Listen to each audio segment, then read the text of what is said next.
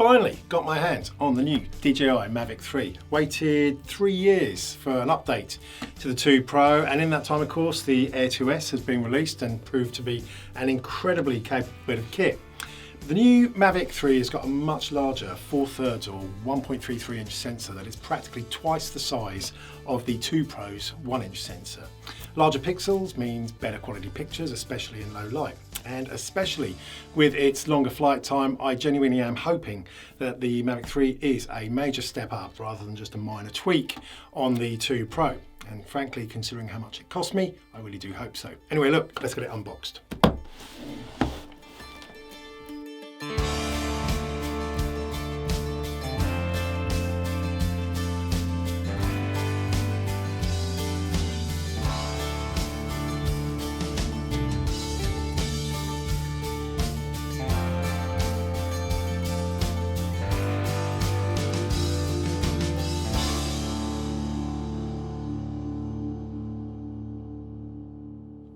Hello, I'm Ian and I play with drones, and clearly tonight I am playing with the new Mavic 3, kindly delivered at 4:30 p.m. just as it was getting dark. So look, for now all I'm going to do is take a quick look at it, get it charged up and give some first thoughts on it, ready for flight first thing tomorrow morning. I have to say, in my opinion, this model has been one of the less polished releases of late from DJI. Yeah, sure, the usual slick stream of tweaks were there, but this time it's overshadowed by, frankly, the incredible price, still the lack of C classification for those of us in Europe, the lack of smart controller support, and the surprisingly long list of functions that are still not ready and won't be ready until a major update early in the new year. For now, we've got no active track, no panoramas, no master shots, no 200 frames per second, no hyperlapses, and a few other bits and pieces. But digressing, I've gone for the middle option, the Flymore Combo, priced at £2,500 or $3,000. You've got the cheaper basic option of the drone plus a battery and the remote control for £1,879 or $2,200. And conversely, you've got the Cine option with its updated smart controller, 1 terabyte of onboard storage, and a whoppingly significant price at £4,279 or $5,000. Now remember, the standard and the Cine versions are the same drone with the same camera and the same specs. The only difference between the Cine version is the onboard 1 terabyte of storage, its ability to record video in the ProRes codec, and of course the updated smart controller. And for those of you that still don't know, the existing smart controller cannot handle the high resolution of the transmission, the video transmission, and DJI are not and will not be supporting the Mavic 3 with the existing smart controller. They've made that quite clear. Many people very understandably quite miffed about that, especially given the non-Cine versions like this ship with the standard remote control, pretty much the same one that you get with the Air 2S, which is OcuSync 2, so just like the smart controller. But look, there we are. Let's take a quick look at what you actually get for your money. So like I said, with the combo, you're going to get the travel bag, you've got 2 extra spare batteries, a charging hub, you get some ND filters as well, and you get an awful lot more spare props. Let me have my first look at the new, okay, how do you get it off? It's like a little balaclava. Okay, put that off there, pop that off there, and there we are. Right. Obviously, very, very different gimbal. You've got the main camera, and then you've got this Tele photo lens with a much narrower field of view, only 15 degrees, the equivalent of a 126 or 164 millimeter lens. Either way, it's the equivalent of 7 times zoom on the main camera. Like I said in another video, I haven't actually got very high hopes for it. It's only a 1/2 inch sensor as opposed to the 4/3 sensor. It's got no functions. All it can do is pretty much shoot 4K at 30 frames per second and take 12 megapixel stills. But my first impressions are, you know, I'm always impressed when I have a new model drone to fly and try. Arms, much thinner. Right, I've got too much stuff on here. Let me just clear away some of this stuff. You've seen the bag, the incredibly significant heavy-duty bag that it comes with. Much bigger than the Flymore Combos that you get with the other models. Let's get rid of the little balaclava. So they're the two side by side, pretty much the same size. Body ever so slightly smaller. Arms are a little bit, I don't know, I mean, let's have a look. The build core, solid as anything. I'm twisting that and not a lot happening there. Mind you, the 2 Pro was similarly robust. So apart from the obvious, as I said, the extra additional camera on top, what else? It's obviously got bigger batteries, so battery slot in the back, similar to the FPV, and 46 spec max flight time. Now in the real world, of course, that's going to be about 35 to maybe 38 minutes flight time, but that does mean that you're still going to be knocking on the door of 2 hours in the air flight time if you get the combo with 3 batteries. So I know when I was flying the Autel Evo 2 Pro, it had a 40-minute battery life, and the battery just seemed to go on forever and ever. So that should be a real big bonus for me. Like the 2 Pro, it's got omnidirectional obstacle avoidance. I've got the sensors on the corners and up the top and down the bottom. It's got the landing lights. I can see here the LED that's going to come on there. Precision landing sensors as well. Otherwise, you know, at the end of the day, it is very similar to the 2 Pro. Anyway, look, for now, my first impressions are it is incredibly solidly built. Funnily enough, it's not actually as ugly as I thought it was going to be. I wasn't a fan of the dual lens gimbal, but let's get it charged up and set up, update the firmware, and if there's an update, and wait for the morning and get it flying nice and early. So, lovely, sunny, brisk, breezy morning for its maiden flight. All the batteries charged up and the firmware has been updated to the latest version, giving us a few more bits and pieces, but not the full list. I brought out the old 2 Pro to compare as well. You can see they are pretty much the same sort of size. The arms on the Mavic 3 are a little bit longer and a little bit thinner. They look quite slender, but if you do they're very stable and very firm. You can do a bit of a twist and they do not twist at all. So I've got no doubts about the structural integrity, if you like. The gimbal, even bigger. Let's hope I don't hit a tree or anything like that. In fact, let's get it up in the air and see what it sounds like and see how it handles. Okay, slightly different sound. There we go. Let's wait for the connection to happen. Okay, let's just do a couple of checks. Go in here. Obstacle avoidance, change it to bypass, why not? Max altitude 120 meters. Don't really need quite that level of return to home altitude. Okay, without further ado, let's get the boy up in the sky.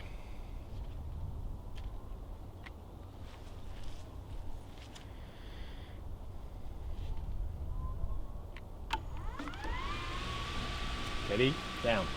No. No.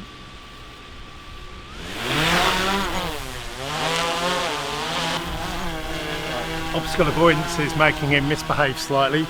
What a nice deep purr. Yeah, very different to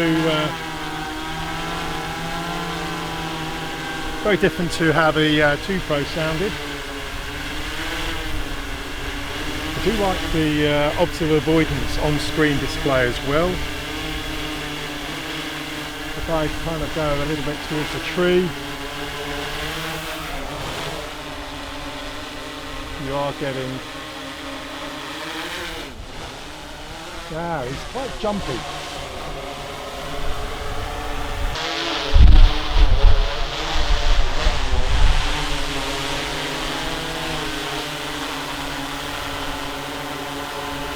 So I can see that it is very sensitive to the stick movements. A bit more sensitive than the other models. I'll chuck it into Cine mode. And certainly he's a little bit more gentle. She's a little bit more gentle. Right, let's compare the sound with the old 2 Pro. I'll just fire that up quickly.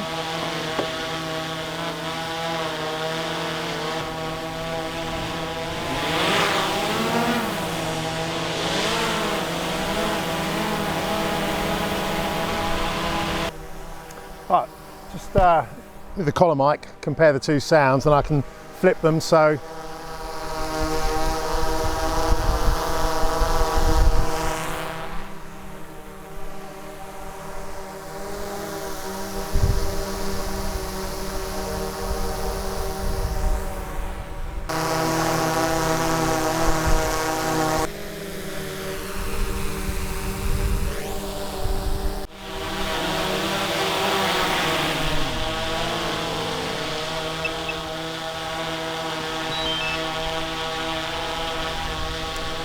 right, that's a little sound comparison. Let's get out and actually take some photos and video.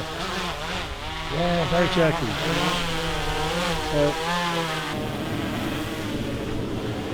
Yeah, I like that. He flew around the tree. I like that. Very good.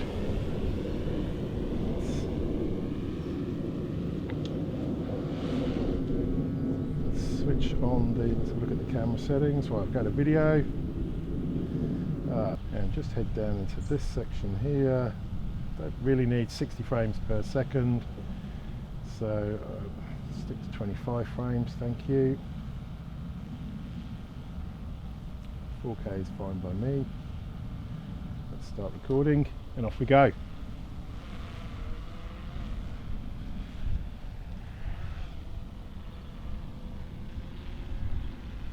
Chuck into sports mode. Can hear him. Quite a noisy little set of propellers on him because I can still hear him whirring away over there. Bit of a breezy day, admittedly. Yeah, very jerky movements. Gonna have to knock down those. Nice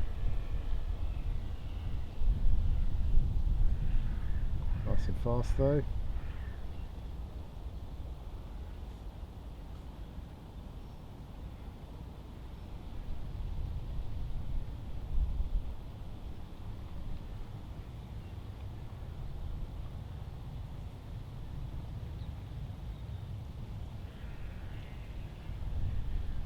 The sound almost reminds me of the FPV growling away in the distance.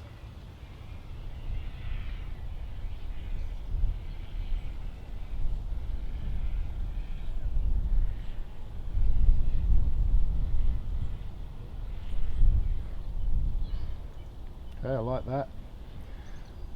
I'm in sports mode and I still seem to get a bit of obstacle avoidance there. That's interesting.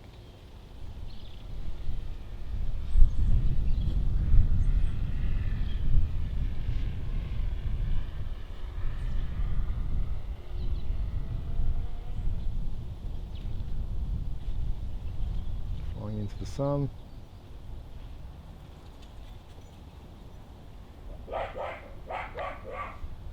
Okay.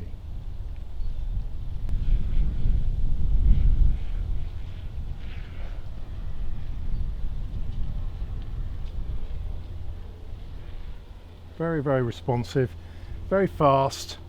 The sticks, very, very, very jerky. Okay, so let's chuck it into normal mode. Stop hooning about.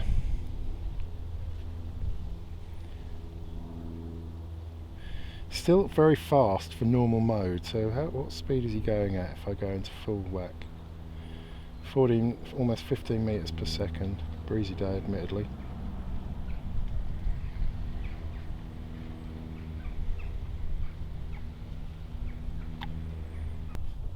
Of course, this is one of the differences. Mavic 3 is using the Fly app as opposed to the Go 4 app, and you used to have the EXP settings where you could alter the sensitivity of the sticks, which I found very useful. If you have quite clumsy fingers, you could actually slow down the initial movement, dampen out the stick movements. You haven't got that function, unfortunately, in the Fly app, which is a bit of a shame. So sensitive touches are going to be the name of the game with this one.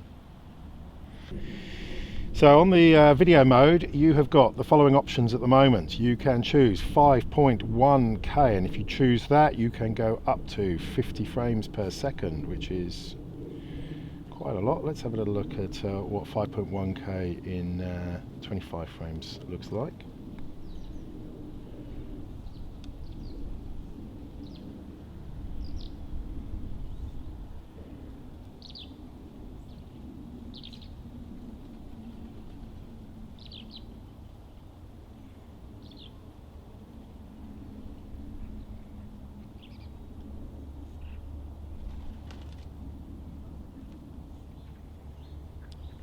So you get some nice smooth movements.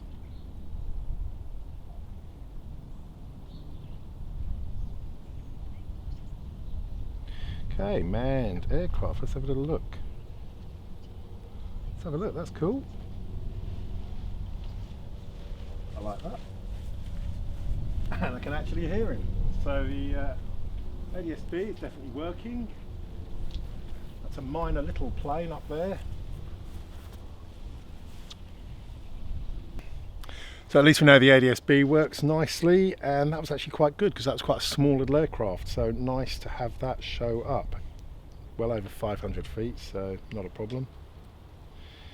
Right, just want to take a little bit of video. So this is in the 5.1K mode, and just have a quick change to Cine 4K, and let's go with some Cine 4K. So you've got a few nice different, might pop it into Cine mode, get some slower movements. Those stick movements are a little bit. So look at that battery. I don't know how long I've been flying for, but 55% remaining. I like that.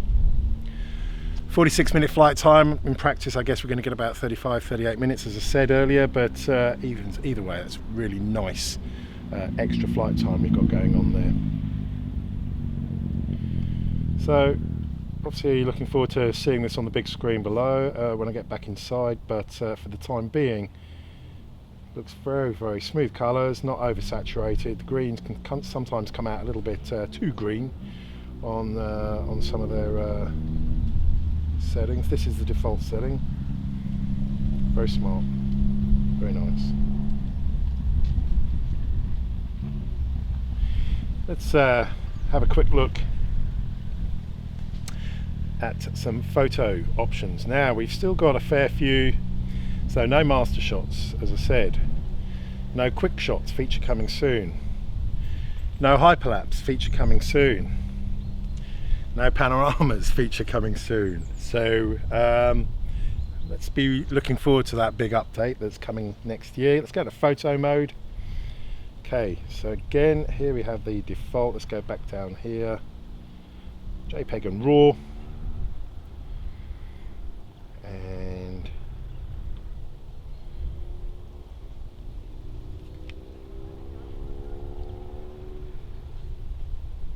stick in auto, stay in auto. Let's see how it looks.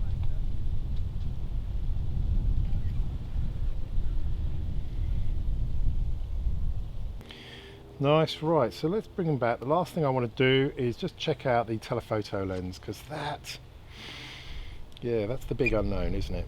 So let's just bring him back a little bit, because I want to do, I'll zoom in on the pylons in the very far distance there, and we can come on, that's not very good, is it? All I did was turn round. It's supposed to have a 15-kilometre 10-mile range. Turn around, put my body in between it and the remote. No, okay, he seems a lot happier this time, so unsure what that was all about. Let's bring him back. And that little refractive effect is very, very cool, very, very prominent. I'll get the right term on the screen. It's a German sounding, and basically what you're seeing there is where the sun. So the sun is directly behind the camera, and it's reflecting off all the blades of grass. It's a very dewy morning here. There's a lot of all the grass in the field is very wet, so you get this collective bright spot of reflection when you're looking away from the sun. That's basically where you're getting maximum reflection of the sun back, and you end up with this little ghost-like thing that follows you around on the field. Tend to only get that on bright sunny days when you've got a lot of reflective surfaces. Anyway, we are digressing again. What I want to do is have a look at the pylons and go into this explore mode, then go into explore mode. Okay, not quite 28 times zoom, of course. You've got the main camera, which has got a fixed field of view, And then you have this telephoto lens that is a very narrow field of view, 15 degrees. It's the equivalent of something like 64 millimeter lens. So that is the equivalent of a 7x zoom over the main camera, but it's not a variable zoom, it's fixed. And if we try and go into things, let's just have a quick look. So you've got the little 1x there. Got 2x. So this is a digital zoom off the main. Let's just get right up there so it's in the center, that lovely pylon. Right, so 2x is digital zoom on the main camera.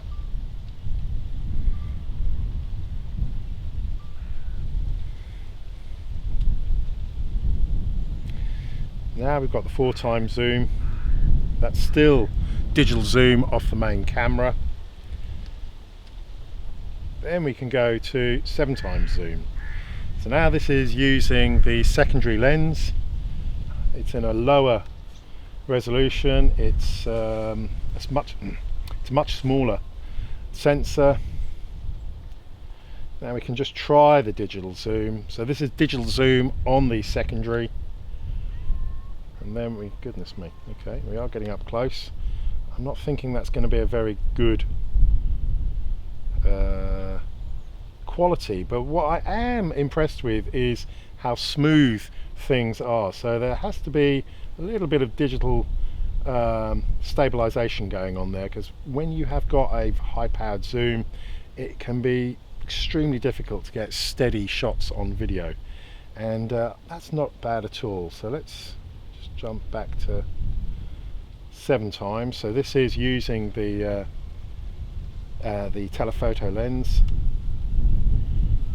Now look on the map, I think that pylon is a good kilometre away, well over half a mile away, and that's not really bad.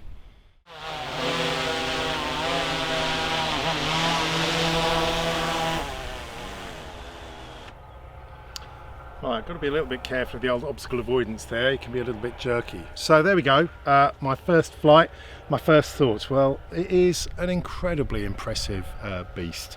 No two ways about it. I say it about every new model that comes out. Very, very well engineered. It looks very smart, slightly darker grey. You can hear the little fan. Popping near this mic. Here the little fan has kicked in. It seems extremely sturdy. Like I said, these legs, they're thinner, but they seem, there's absolutely no twist whatsoever there. Yeah, my first impressions are a very, very capable model. I mean, obviously price is a significant factor here, and if you're buying your first prosumer drone, then this will be an incredible model for you. I do want to do some comparisons with the Air 2S, which I think is, considering it's half the price, is its closest competitor. I'll also do some side-by-side comparisons with the 2 Pro in another video. But for now, you know, there's some significant improvements on this. If you've got the Cine version, you've got a terabyte of onboard storage. Even if you've only got the standard version, you've still got 46 minutes max flight time. You've got 35 minutes actual flight time.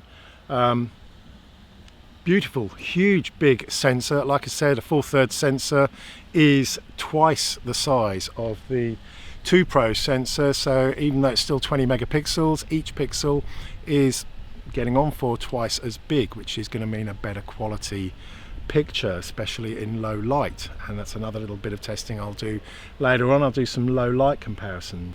I've already said I'm a little bit skeptical of the telephoto lens on it, but my first impressions on the small screen was that it's actually quite impressive. What I was very impressed with is the image stabilization. That seems to be spot on, and like I said, when you are zooming in quite far, shaky images are very common. So again, I want to have a look on the big screen on that. By now you will have seen it because I'll have edited it in, but my first impression is that actually it's probably not a bad feature at all. So there we go, my very first flight, my first impressions. Yeah, leaving aside the money, it seems to be an absolute top spec bit of kit. So I will be putting out quite a few more videos over the next week or so as I put it through its paces. Hopefully the weather is going to stay good for me until I get a big storm, and then I can do a wind test, because you know how much I love doing those. But anyway, hopefully you have found this very helpful and useful. Give me a little thumbs up, always helps the cause. Sub, ding the dong, etc., all of that. And either way, wherever you are, whatever you're doing, until next time, have fun, happy flying.